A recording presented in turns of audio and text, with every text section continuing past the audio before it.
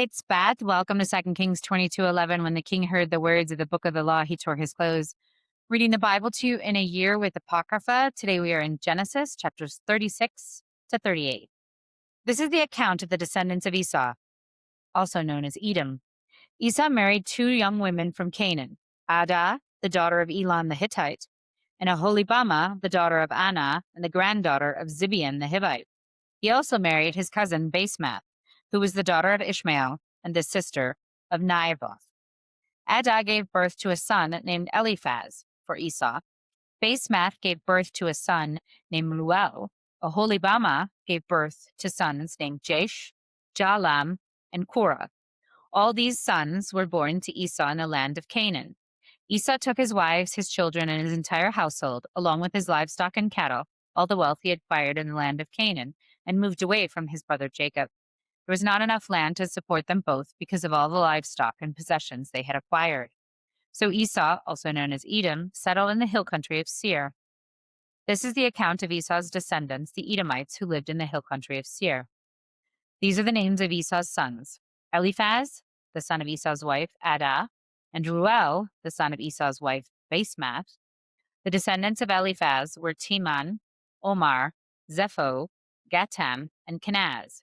Timnah, the concubine of Esau's son Eliphaz, gave birth to a son named Amalek.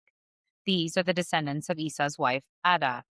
The descendants of Reuel were Nahath, Zerah, Sama, and Mizah. These are the descendants of Esau's wife, Basemath. Esau also had sons through Aholibamah, the daughter of Anah and the granddaughter of Zibeon. Their names were Jush, Jalem, and Korah. These are the descendants of Esau who became the leaders of various clans. The descendants of Esau's oldest son, Eliphaz, became the leaders of the clans of Teman, Omar, Zepho, Kenaz, Korah, Gatam, and Amalek. These are the clan leaders in the land of Edom who descended from Reuel. All these were the descendants of Esau's wife, Basemath.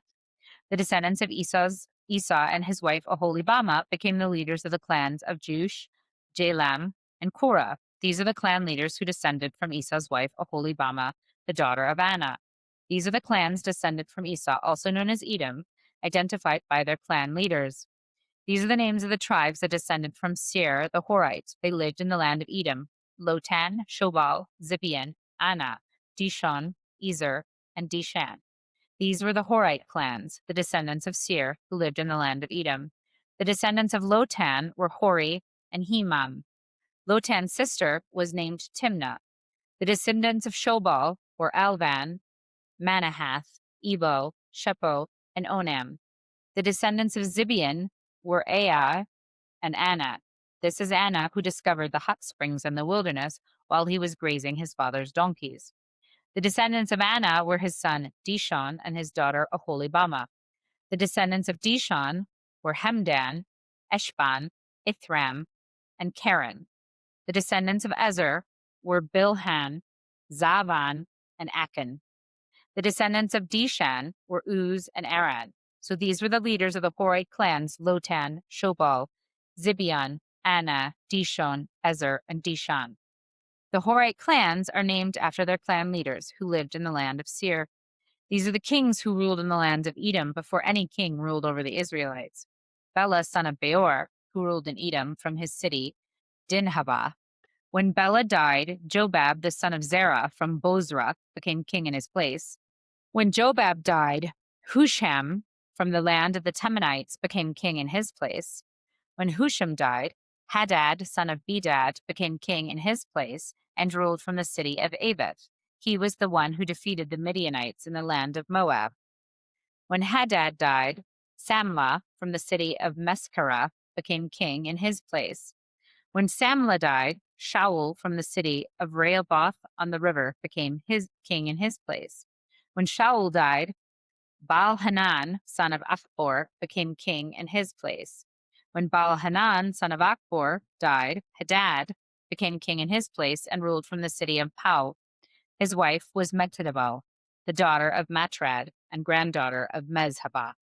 These are the names of the leaders of the clans descended from Esau who lived in places named for them: Timnah, Alva, Jeheth, Oholibama, Elah, Pinon, Kenaz, Taman, Mibzar, Magdiel, and Iram. These are the leaders of the clans of Edom, listed according to their settlements and the land they occupied, their descendants from Esau, the ancestor of the Edomites. So Jacob settled again in the land of Canaan, where his father had lived as a foreigner. This is the account of Jacob and his family. When Joseph was 17 years old, he often tended his father's flocks. He worked for his half-brothers, the sons of his father's wives, Bilhah and Zilpah. But Joseph reported to his father some bad things his brothers were doing. Jacob loved Joseph more than any of his other children because Joseph had been born to him in his old age.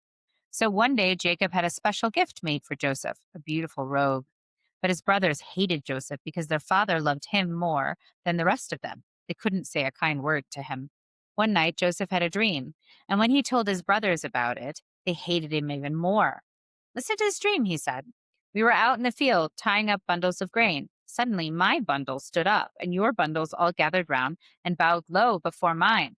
His brothers responded, "So you think you will be our king, do you? Do you actually think you will reign over us?" And they all hated him all the more because of his dreams and the way he talked about them. Soon Joseph had another dream, and again he told his brothers about it. "Listen, I've had another dream," he said. "The sun and moon and 11 stars bowed low before me." This time he told the dream to his father as well as to his brothers, but his father scolded him. "What kind of dream is that?"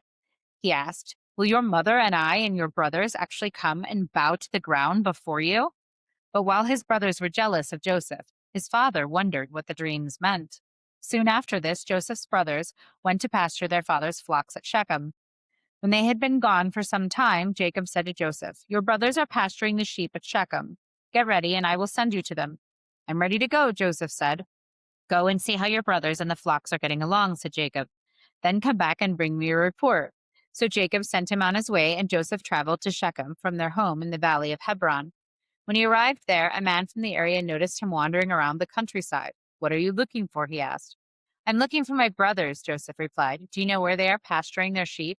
"Yes," the man told him. "They have moved on from here, but I heard them say, 'Let's go to Dothan.'" So Joseph followed his brothers to Dothan and found them there. When Joseph's brothers saw him coming, they recognized him in the distance. As he approached, they made plans to kill him. "Here comes the dreamer," they said. "Come on, let's kill him and throw him into one of these cisterns. We can tell our father a wild animal has eaten him. Then we'll see what becomes of his dreams." When Reuben heard of their schemes, he came to Joseph's rescue. "Let's not kill him," he said. "Why should we shed blood? Let's just throw him into this empty cistern here in the wilderness. Then he'll die without our laying a hand on him." Reuben was secretly planning to rescue Joseph and return him to his father. So when Joseph arrived, his brothers ripped off the beautiful robe he was wearing. Then they grabbed him and threw him into a cistern. Now the cistern was empty, there was no water in it. Then, just as they were sitting down to eat, they looked up and saw a caravan of camels in the distance coming toward them. It was a group of Ishmaelite traders taking a load of gum, balm, and aromatic resin from Gilead down to Egypt. Judah said to his brothers, "What will we gain by killing our brother? We'd have to cover up the crime. Instead of hurting him, let's sell him to those Ishmaelite traders. After all, he is our brother, our own flesh and blood." And his brothers agreed. So when the Ishmaelites, who were Midianite traders, came by, Joseph's brothers pulled him out of the cistern and sold him to them for 20 pieces of silver, and the traders took him to Egypt. Sometime later, Reuben returned to get Joseph out of the cistern. When he discovered that Joseph was missing, he tore his clothes in grief. Then he went back to his brothers and lamented, "The boy is gone. What will I do now?" Then his brothers killed a young goat and dipped Joseph's robe in its blood. They sent the beautiful robe to their father with this message: "Look at what we found. Doesn't this robe belong to your son?" Their father recognized it immediately. "Yes," he said, "it's my son's robe. A wild animal must have eaten him. Joseph has clearly been torn to pieces." Then Jacob tore his clothes and dressed himself in burlap. He mourned deeply for his son for a long time. His family all tried to comfort him, but he refused to be comforted. "I will go to my grave, mourning for my son," he would say, and then he would weep. Meanwhile, the Midianite traders arrived in Egypt, where they sold Joseph to Potiphar, an officer of Pharaoh, the king of Egypt. Potiphar was the captain of the palace guard. About this time, Judah left home and moved to Adullam, where he stayed with a man named Hira. There he saw a Canaanite woman, the daughter of Shua, and he married her. When he slept with her, she became pregnant and gave birth to a son, and he named the boy Er. Then she became pregnant again, and he gave birth to another son, and she named him Onan. And when she gave birth to a third son, she named him Shelah. At the time of Shelah's birth, they were living in Kezib. In the course of time, Judah arranged for his firstborn, to marry a young woman named Tamar. But was a wicked man in the Lord's sight, so the Lord took his life. Then Judah said to his brother Onan, "Go and marry Tamar, as our law requires of the brother of the man who has died. You must produce an heir for your brother." But Onan was not willing to have a child who would not be his own heir. So whenever he had intercourse with his brother's wife, he spilled the semen on the ground. This prevented her from having a child who would belong to his brother. But the Lord considered it evil for Onan to deny a child to his dead brother. So the Lord took Onan's life too. Then Judah said to Tamar, his daughter-in-law, "Go back to your parents' home and remain a widow until my son Shelah is old enough to marry you." But Judah didn't really intend to do this because he was afraid Shelah would also die like his two brothers. So Tamar went back to live in her father's home. Some years later, Judah's wife died. After the time of mourning was over, Judah and his friend Hira the Adullamite went up to Timnah to supervise the shearing of his sheep. Someone told Tamar, "Look, your father-in-law is going up to Timnah to shear his sheep." Tamar was aware that Shelah had grown up, but no arrangements had been made for her to come and marry him. So she changed out of her widow's clothing, covered herself with a veil to disguise herself, and Beth changed the tree. Then she sat beside the road at the entrance to the village of Anaim, which is on the road to Timnah. Judah noticed her and thought she was a prostitute, since she had covered her face. So he stopped and propositioned her. "Let me have sex with you," he said, not realizing that she was his own daughter-in-law. "How much will you pay to have sex with me?" Tamar asked. "I'll send you a goat from my flock," Judah promised. "But what will you give me to guarantee that you will send the goat?" she asked. "What kind of guarantee do you want?" She answered, "Leave me your identification seal and its cord and the walking stick you are carrying." So Judah gave them to her. Then he had intercourse with her, and she became pregnant. Afterward, she went back home. She took off her veil and put on her widow's clothing as usual. Later, Judah asked his friend Hira the Adullamite to take the young goat to the woman and pick up the things he had given her as his guarantee. But Hira couldn't find her. So he asked the men who lived there, "Where can I find the shrine prostitute who was sitting beside the road at the entrance to Anaim?" "We've never had a shrine prostitute here," they replied. So Hira returned to Judah and told him, "I couldn't find her anywhere, and the men of the village claimed they'd never had shrine prostitute there." "Then let her keep the things I gave her," Judah said. "I sent the young goat as we agreed, but you couldn't find her. We'd be laughing stock of the village if we went back again to look for her." About 3 months later, Judah was told, "Tamar, your daughter-in-law, has acted like a prostitute, and now, because of this, she's pregnant." "Bring her out and let her be burned," Judah demanded. But as they were taking her out to kill her, she sent this message to her father-in-law: "The man who owns these things made me pregnant. Look closely. Whose seal and cord and walking stick are these?" Judah recognized them immediately and said, "She is far more righteous than I, because I didn't arrange for her to marry my son Shelah." And Judah never slept with Tamar again. When the time came for Tamar to give birth, it was discovered that she was carrying twins. While she was in labor, one of the babies reached out his hand. The midwife grabbed it and tied a scarlet ring around the child's wrist, announcing, "This one came out first." But then he pulled back his hand and out came his brother. "What?" The midwife explained, "How did you break out first?" So he was named Perez. Then the baby with the scarlet ring on his wrist was born, and he was named Zerah. The book of Matthew, chapter 26, verse 47 to verse 67. And even as Jesus said this, Judas, one of the 12 disciples, arrived with a crowd of men armed with swords and clubs. They had been sent by the leading priests and elders of the people. The traitor Judas had given them a prearranged signal. "You will know which one to arrest when I greet him with a kiss." So Judas came straight to Jesus. "Greetings, Rabbi," he exclaimed and gave him the kiss. Jesus said, "My friend, go ahead and do what you have come for." Then the others grabbed Jesus and arrested him. But one of the men with Jesus pulled out his sword and struck the high priest's slaves, slashing off his ear. "Put away your sword," Jesus told him. "Those who use the sword will die by the sword. Don't you realize that I could ask my Father for thousands of angels to protect us, and he would send them immediately? But if I did, how would the scriptures be filled that describe what must happen now?" Then Jesus said to the crowd, Am I some dangerous revolutionary that you come here with swords and clubs to arrest me?